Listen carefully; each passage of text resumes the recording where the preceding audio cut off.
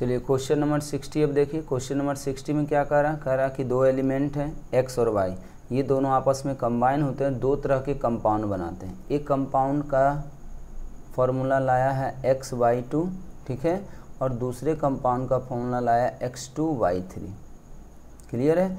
अब इसके बारे में कुछ इन्फॉर्मेशन दे रहा है। इसमें इन्फॉर्मेशन क्या दे रहा है बच्चों कि 0.05 मोल अगर हम इस कंपाउंड का लेते हैं तो उसका मास कितना है 5 ग्राम है, ठीक है। और जब इतना मॉलिक्यूल इसका लेते हैं तो इसका मास इतना ग्राम। तो कहता है एटॉमिक मास बताइए एक्स और वाई का क्या रहा होगा। तो अब इसमें हम लोग क्या कर सकते हैं बच्चों कि यहाँ पे देखिए क्या है कि जब हमें किसी भी कंपाउंड का एटॉमिक मास निकालना होता है तो अगर उसका मॉलिकुलर मास हमें पता हो जाए ना तो हम लोग एटॉमिक मास निकालने के लिए क्या करेंगे, सारे एलिमेंट के एटॉमिक मास का यूज करेंगे और सम बराबर कर देंगे। तो हम यहाँ पे पहले ये निकालना चाहेंगे बच्चों कि इसका मॉलिकुलर मास कितना है, मतलब ग्राम मॉलिकुलर मास कितना है। इसको शॉर्ट में हम लोग क्या बोलते हैं बच्चों, GMM। आपको पता होना चाहिए कि ग्राम मॉलिकुलर मास का मतलब होगा कि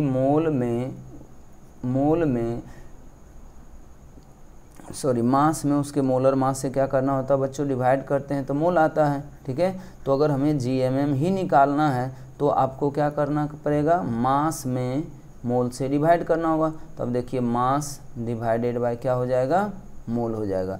अगर हम यही फॉर्मूला दोनों के लिए लगा दें, ठीक है, इधर मान लीजिए इसका हो गया और इधर इसका कर लेते हैं, तो ग्राम मॉलिकुलर मास बराबर इसके लिए भी क्या हो जाएगा बच्चों, मास और डिवाइडेड बाय मोल।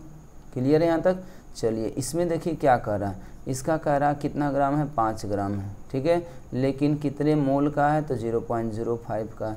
तो यहाँ से देखिए इसका मोलर मास कितना आ गया, 100 आ गया। उसी तरह से अगर हम यहाँ पे बात करें तो यह आ जाएगा 85 डिवाइडेड बाय मोल। इसका मोल देखिए तो दिया नहीं, इसका मोल नहीं दिया, इसका क्या दिया, मॉलिक्यूल दिया। तो सोचिए अगर आपको मॉलिक्यूल दे रखा है तो मोल बराबर क्या हो जाएगा, मॉलिक्यूल का संख्या। तो मॉलिक्यूल का संख्या हो गया 3.011 इंटू 10⁻23। अब इसमें डिवाइड करते हैं हम एवोगाड्रोस नंबर से, ठीक है। तो ये एक्चुअली कट के आ जाएगा कितना, 1/2। तो ये एक्चुअल इसका मोल हो गया, तो 1/2 यहाँ पे आप क्या करेंगे, ये कर देंगे, तो ये ऊपर जाके मल्टीप्लाई हो जाएगा, तो ये आ जाएगा 170। देखिए दोनों ही कंपाउंड का आपका मॉलिकुलर मास निकल चुका है। लेकिन अगर आप खुद से सोचें कि आपको कोई कंपाउंड का फॉर्मूला पता है, आपको उसका मॉलिकुलर मास निकालना, तो आप क्या करते पता है, उसके एलिमेंट का एटॉमिक मास, मतलब छोटा x मान लीजिए कि उसके एलिमेंट का एटॉमिक मास है, ठीक है। तो ये हो गया बराबर आप कितना करना चाहेंगे, जितना इसका आया है, तो ये आ जाएगा आपका 100। दूसरी बात कि अगर यहाँ पे देखें तो ये हो जाएगा 2x + 3y बराबर आप कितना कर देंगे, 170। आप इसी को क्या कर सकते थे, सॉल्व कर दें। अब देखिए अगर इसको सॉल्व करेंगे 2 से मल्टीप्लाई करेंगे और इस पूरे इक्वेशन को माइनस करेंगे तो ये 2 से 2 कट जाएगा, ठीक है। यहाँ 4 में से 3 घट जाएगा तो ये आ जाएगा y बराबर 200 में से कितना घट जाएगा बच्चों, 170, तो ये आ जाएगा 30। अब अगर एक 30 आ चुका है तो यहाँ से देखिए कितना आ जाएगा, x का वैल्यू 60, उधर जाके 40, तो इसका मतलब x बराबर आ जाएगा 40। तो देख लीजिए x का एटॉमिक मास 40 और y का एटॉमिक मास 30, ये बोला रिस्पेक्टिवली, मतलब पहले x होगा फिर y होगा। तो x का आया 40, तो पहले 40 कहाँ दिया हुआ, पहले 40 यहाँ दिया, फिर 30 यहाँ दिया, तो ये आंसर हो जाएगा, ठीक है। इस तरीके से करना। अब आइए 61 में, अब आते हैं हम लोग 61 में। तो 61 का कंसेप्ट बच्चों बहुत बार आपको पीछे भी बता चुके हैं, बहुत सारे सवाल इसमें पीछे भी सॉल्व किए गए हैं सेम कंसेप्ट से। तो अगर आपको कभी भी एम्पिरिकल फॉर्मूला या मॉलिकुलर फॉर्मूला निकालना, पहले आपको यही पता करना होता है कि उस कंपाउंड के अंदर कौन कौन से एलिमेंट हैं। तो फिलहाल जब कंपाउंड का कंबसन किया गया है, ठीक है, तो इसमें कार्बन हाइड्रोजन तो होंगे, क्यों होंगे, क्योंकि CO2 और H2O बना है। अब बच गया एक ऑक्सीजन हो भी सकता नहीं भी हो सकता, हम इसको बेटिंग में लेके चलते हैं। फिलहाल देखिए अगर कार्बन है तो कार्बन का क्या हम मोल निकाल सकते हैं। तो ये सब बच्चों हम पहले बता चुके हैं कि सारा कंपाउंड का कार्बन CO2 में कन्वर्ट हो गया, इसलिए वहाँ पे जितना कार्बन रहा होगा यहाँ पे CO2 में आ गया। तो CO2 के अंदर अगर हम कार्बन का मोल निकाल लेते हैं एक्चुअल में, तो वो एक्चुअली में उसी कंपाउंड के अंदर कार्बन का मोल पता चलेगा।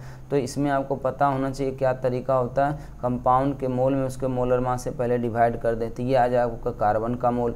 लेकिन चूंकि एक ही कार्बन एटम है इसलिए इसका मोल भी वही हो जाएगा जो CO2 का मोल। तो यहाँ से देखिए कार्बन का मोल आपको निकल के आ गया 2, ठीक है। अब हम बात करते हैं हाइड्रोजन की मोल का। तो हाइड्रोजन वाटर के अंदर मिलेगा, वाटर का आपको कितना ग्राम दिया हुआ, 36 ग्राम दिया हुआ, इसमें आप 18 से डिवाइड कर देंगे तो ये वाटर का मोल आया, लेकिन आपको हाइड्रोजन का मोल निकालना है, इसलिए आप इसमें 2 से मल्टीप्लाई कर देंगे तो ये देखिए कितना आ गया बच्चों, 4 मोल आ गया। ठीक है, अब दिमाग लगाना है कि क्या ऑक्सीजन का कुछ मोल रहा होगा या नहीं रहा होगा। ठीक है, तब ऑक्सीजन का मोल है या नहीं है, इसके लिए हमें क्या करना होगा बच्चों कि इस पूरे कंपाउंड का कितना ग्राम जलाया गया था, 44 ग्राम।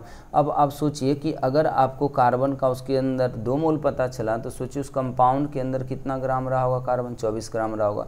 अगर इसका 4 ग्राम पता चला तो ये 4 ग्राम, देखिए 24 और 4 को जोड़ेंगे तो 44, तो कभी नहीं होने वाला।